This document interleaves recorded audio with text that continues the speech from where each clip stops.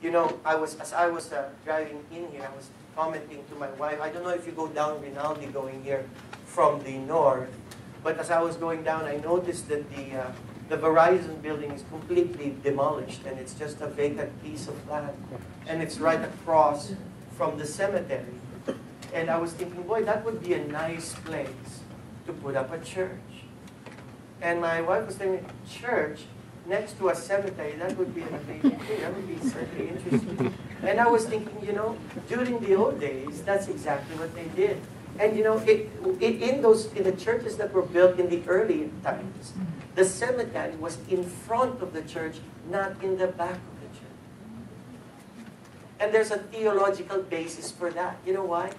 When you go to church, and as you enter the front of the church, and you see the entombed believers, it is actually sort of like a walk through the hall of fame.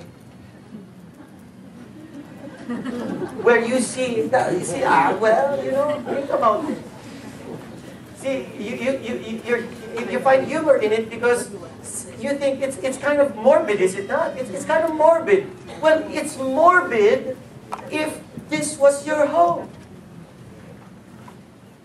It's kind of weird if this is your home.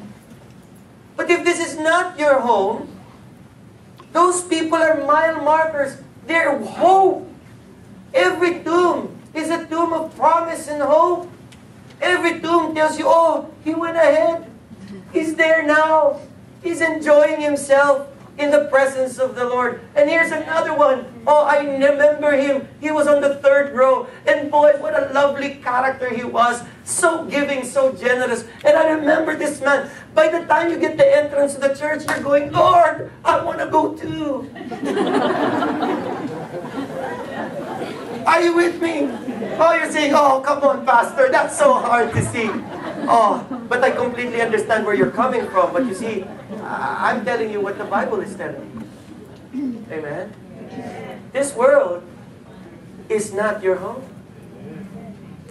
This world is not your home.